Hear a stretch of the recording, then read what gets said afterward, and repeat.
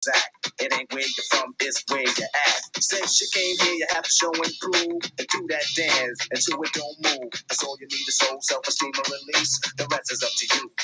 Rock him or say peace.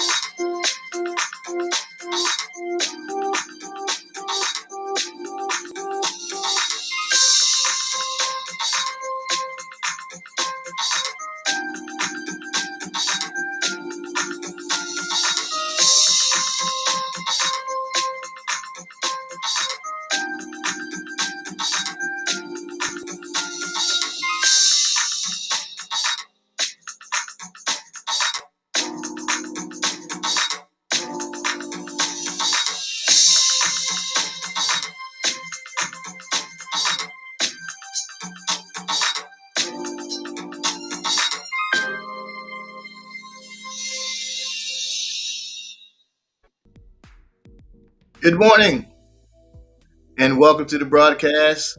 It's Dr. Joe Blake here with the Action Move Financial Literacy Center through Blake Media. I want to say, hey, I'm glad everyone is here. Got some good stuff for you today. And, I got to tell you, I love what I do. I love sharing, providing information for, folks to chew up and everything. And I got a good one for you today.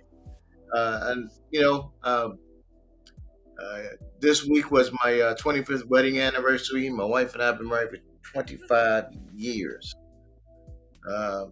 It's been a journey. 25 years have been a journey. Been a journey. You know, good, bad, all the whole thing has been it's been something else. We have four adult children, and when I say adults, the oldest is 42.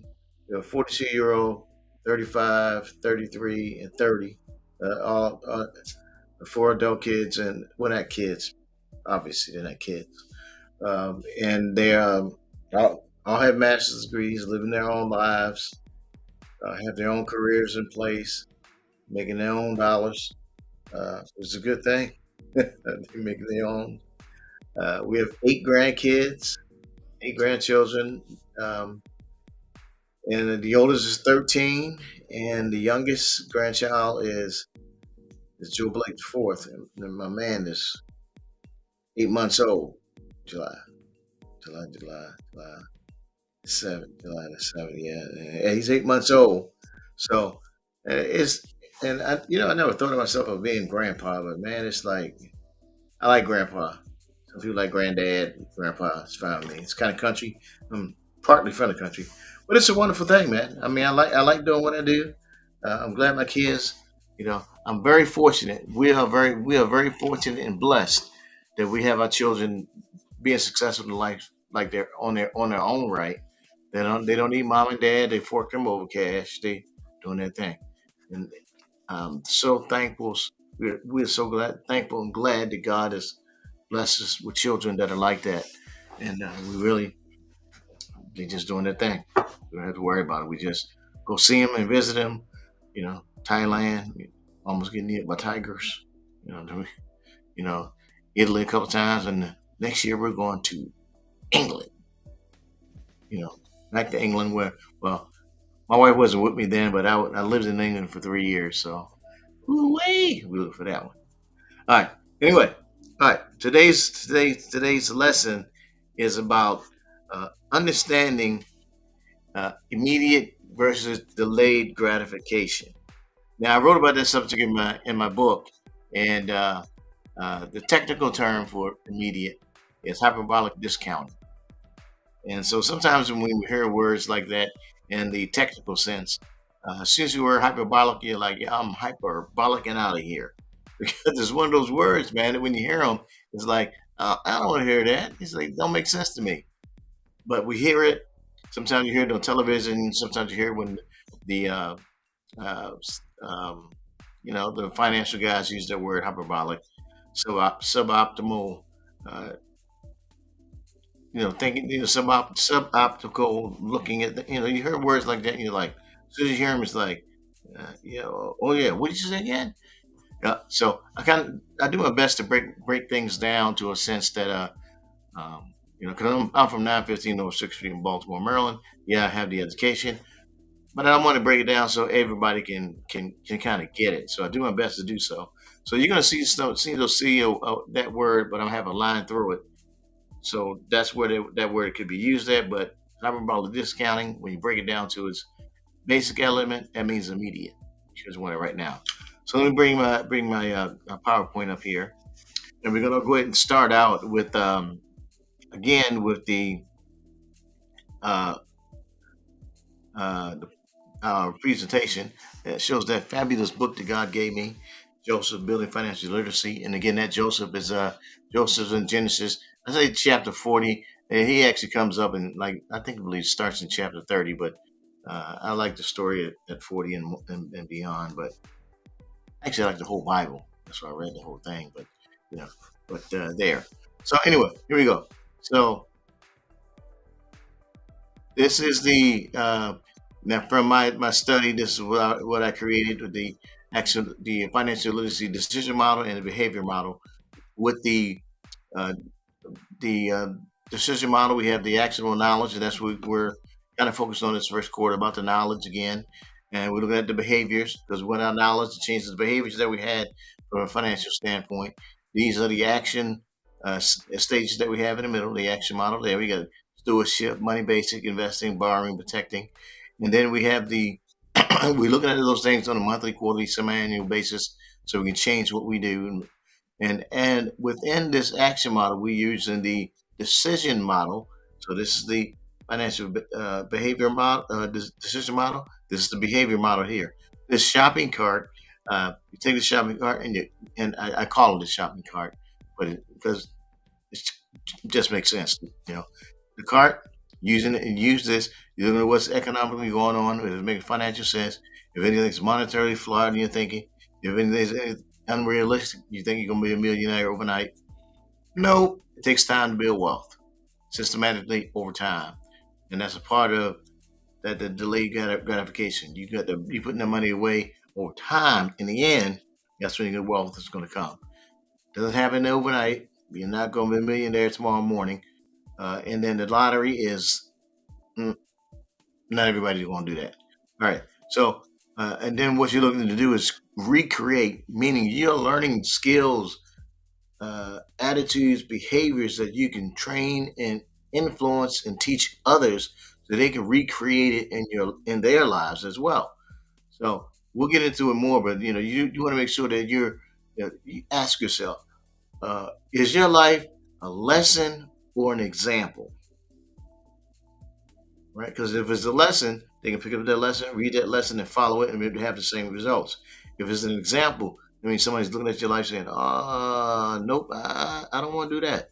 Because you don't want to be an example of something that says, "Nope, don't want to do that. Nope, don't want to do that." You want it to be a lesson that has goals and that's objectives, has a purpose, and has a meaning behind it to that you can learn from.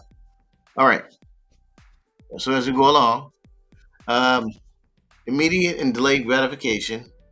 What I've found in the studies, I've also read some academic journals or magazines as well. This particular magazine here, this journal article, talks about how financial literacy and impatience shape our retirement, wealth, and investment behaviors. Now, in there here, we found that immediate and delayed gratification has its roots in psychological and economic thoughts. So, psychological meaning the thinking that we have, and economical because it's looking at the long term effect of it. So, in the beginning, we're thinking about what we want to do, but long term down the road, we want the economics to add up behind it. Sometimes we don't see it that we don't think of it in that terms, but we could or we should. And sometimes in business, we tend to think, we need to make a decision about something now. We need to make a decision getting something now. We want to need to make a decision, and there is an element of making a choice like that in business. There is an element for that where okay, I need to make a choice about something now. I need to make a choice about taking this going to the seminar now. I need to take immediate action or on buying this book. There's an element for that where you need to get that, take that class, buy that book, buy that tape. There is an element of success that says to do that. But at the same time, you have to know in your spirit that gut feeling that you get whether or not it's now or not. Because if in the long term, if it's going to be beneficial for it, but if you live your life on the seat of your pants every time, every choice you make should not be in the same vein where you making choices like that. Because long term, you can't live that way. It won't work out that way.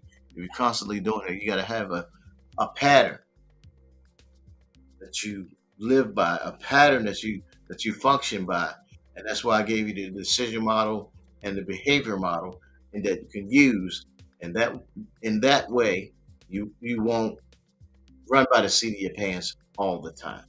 So anyway, but it's a psychological and economical aspect on what you're doing. So next we have this study that I read looked at over 14,000 respondents on a 10-year panel.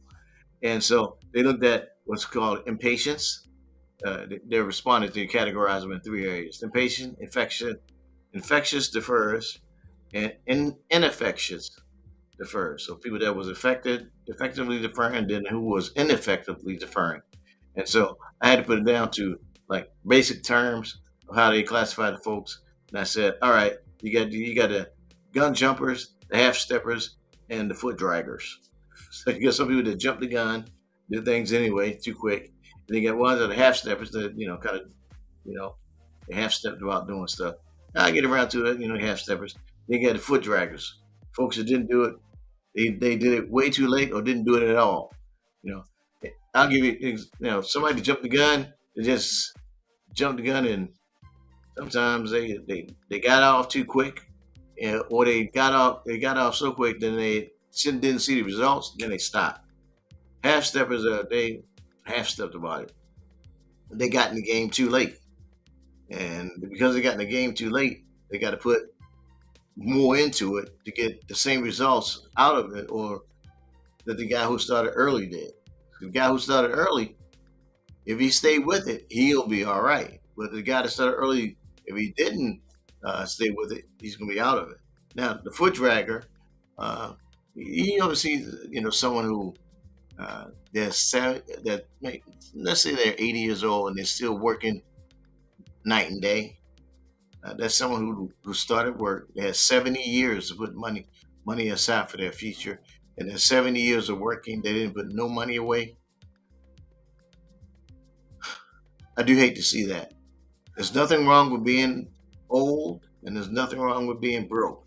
But if you're old and broke, that's a tragedy. Because by the time you're 70, 75, you want to be chilling, hanging out, hanging with the grandkids, high five them, playing video games with grandkids, if that's your thing, basketball. You want to be relaxing. You don't want to be working, 40 hours a week, 8 hours a day when you're 75 just to pay the bills. You want to be in a situation where you can sit back and relax. You're not pushing in life in that manner. So, knowing what's psychological and what's economical, because you understand you have that delineation to what's immediate, what's delayed. Now, as we go on, so immediately you look at things. Oh, got ahead of me there. Uh, Look at what's current over what's future or high benefits. When immediate, you look at overweight current consumption. So in the beginning, what do are you taking all your profits and eating them up? If you got a $4 million business, of that $4 million business you coming in each year, what have you put aside from that versus what's going to happen in the future? So we measure financial literacy, or what the way that the author was putting it. They've measured financial literacy based on the basic concepts like understanding inflation, compounding, and on their investment returns. And delay is from this study.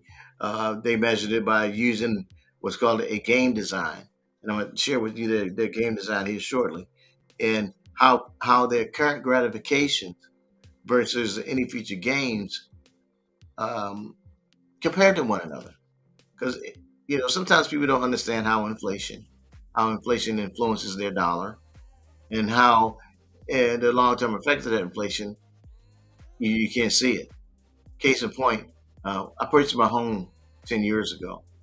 My home, uh, in that 10 years, my home has doubled. So what I bought my home for, and then what it's worth now. Um, and well, just state in the state of Arizona, the home prices 10 years ago were the average home price was like 230,000, 230,000, 240,000 for a new home 10 years ago. They're building some homes right up the road from us now. Those same homes that were 230, 240, they're 400 and yeah, 450,000 now. And the highest one over there was like it's like 520. I was like, holy smokes, man! The average house in this area now is 520,000. 520,000. Same size. Actually, the house is a little smaller than mine. 500,000 for a house, and now has income doubled to match that growth in that same 10-year period of time? Mm, probably not. Probably not. So that immediate and that delayed gratification. So if someone did my house 10 years ago, I know their income hasn't increased to maintain it like that. So sometimes you got to look at that and see where now the home prices are going to continue to go up. Whether or not people's income will continue to grow is a different story. So you have to think at it, look at it from this, and see what I need to do to increase or change my income. Start a business. You may have to go to school. Start a get a skill, get something to increase who or what you are, so you can gain more income about into your family. Multiple streams of income. Because one stream ain't enough. Get three or four ways of income coming into your home. All right. So now or later. So the second study I found, they examined financial literacy of those that are 18 to 35, and they looked at uh, orientation of gratification, and they had 300 respondents in there. So the other one was 14,000, a lot of folks, and this one is had only 35, and they looked at the now and later, and uh, the now and later for me, I thought about the candy. Way back in the day, we had one called now and later. So um, here, uh, and this is some personal research I did as well. It said the gratification refers to the tendency of people to prefer rewards right now over the enormous gains that we get at the end. So I mean, right now we can you spend $100 in a heartbeat like this. You go to dinner, man, you can spend $100. You spent that $100. You put that $100 away monthly over a 20-year period. You can have 70, 80,000 in 20 years, 30 years from putting that $100 a month away. Sometimes people, it's a small amount to them now, but they say, well, I don't want to wait 20 years to get it. Well, 20 years from now, if you don't do it now, 20 years from now, you're going to need that, and you don't put it away. So your now, what you don't do right now, later will be your now, and then you'll have to put more of it away. The other thing, uh, having that the ability to resist temptation not to do it. You got to be able to look at it and say, oh, if I don't do this, uh, you know, how's it gonna work for me? If I don't do something, take action right now. If I don't take a response or take a movement against it right now, how is it going to look later? Will you be that person that's old? and broke, which is a tragedy, you don't, you know, I don't, you don't want to be that person. Because I don't want to be. You don't want to be the person that's old and has to continually work hard. You know, you want to be able to relax in life. You want to be able to have fun with your life, have fun with your future. So, as we continue to look at it, if you're able to delay it, avoid, uh, don't avoid discussing it. Uh, Learn more about financial literacy, and as I've always we shared that financial literacy is gaining access to economic information, so you can make use of those concepts. That's what the pure definition of financial literacy is. You want to gain that access to economic information to make use of those concepts. And then secondly, the bottom line of it is that so you can be a financially literate individual. That you want to be financially literate, meaning you got that information now. Now you know how to make choices. You know how to become a you're financially astute, so you know what to do when things happen. Now later in the year, I'm thinking around September, I'm going to actually have a meeting. I'm going to have a probably going to have be at a hotel somewhere around here where I'll be able to sit and expand more so on what I share and have someone have invite some of my audience there. I'll have to charge a small fee, but I'm going to be able to share more about more of these concepts in an open forum wherever you can come in and ask questions there as well. Um, I like sharing. I like helping folks get the information. So the critical difference between hyperbolic discounting is the technical term for it, and gratification. It's based on your mind, the thoughts that you have. You want to get away from getting to have it right now to being prepared for it. Um, one of the, when I purchased my Tesla, I waited 2 years for that car. 2 years because I prepared for it. I set the money aside. I knew what I wanted, and I waited for it. And now I've had it for 4.5 years now, and I love it because I don't, no gas, no oil, no transmission fluid, none of those things. I've had no problems with it for the 4 years, and I drive where I want to drive, just plug it in the charge. The registration on my Tesla it's a big seller for me. I paid $125 for the registration, 125 for 5 years. How much you pay for your registration each year? Pricey car, but that right there saves a lot. 125, 5 years. So another delayed gratification is having a skill attitude to develop through self control and practice. So you got to have that self control that when you see something. Sometimes I go to the store and I see things and I just say, okay, I want that, I want that. But just because I say I want it, don't mean I'm not saying right now. It could be later, and I'll go to Best Buy and see the things that I like at Best Buy, but I know what I want and when I want to get it. So I'll wait until what's that thing called Black Friday? I know Black Friday is going to be on sale. Yeah, it's a crowd of Black Friday, but I know exactly what I want. So I wait till Black Friday. Boom, show up. I'm getting it. That's going to do it. So you have to have the skill and the attitude and to be able to wait. Just one day, I'm going there and elbows with the customers, man. I'm there too. So you have that objective financial knowledge. You know what about risk taking. You know about the asset collection in your for your investments and everything. So you plan for things. You understand when it's time to buy, when it's time to sell. You understand it. And all this is about qualitative research. Sometimes when you only dealing with the numbers, sometimes the numbers are altered. But feelings, emotions, and insights, all those things mean something to people, and that's what the research that I've done and the research that a lot of times that I searched through, it's all about about the feelings, emotions, and insights that people have about what they want to do uh, with their lives and with their finances. So it's not always about the numbers. And as a matter of fact, one of the studies that we went through that I read through talked about that.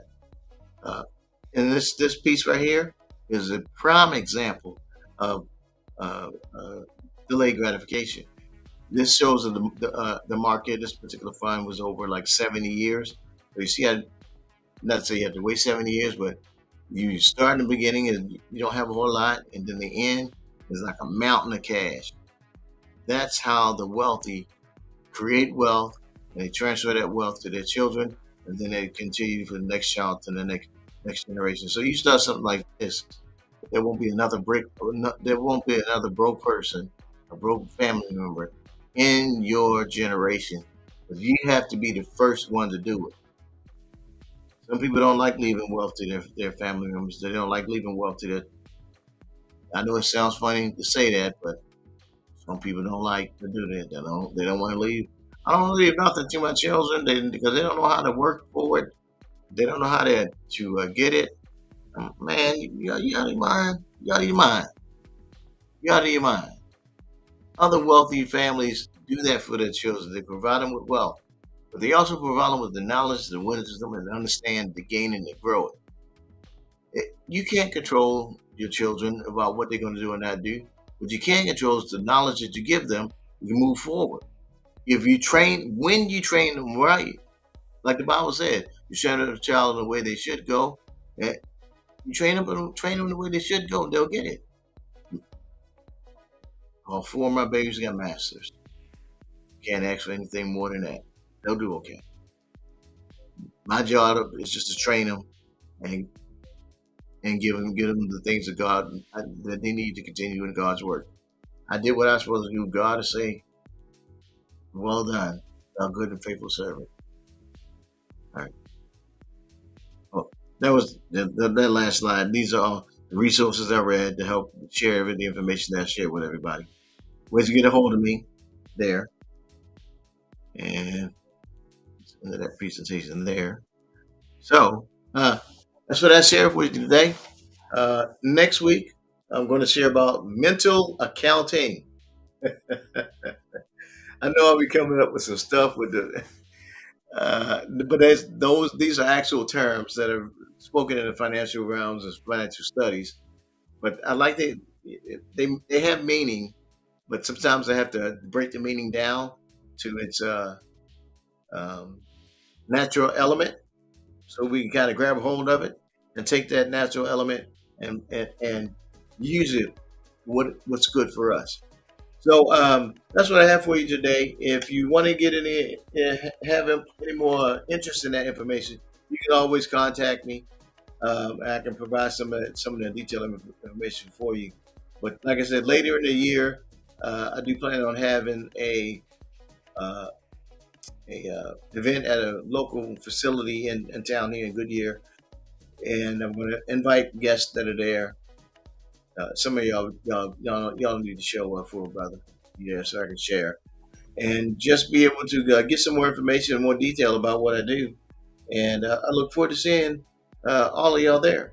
So again, it's been Dr. Blake with the Actionable Financial Literacy Center through Blake Media, and I hope you all have a fine day.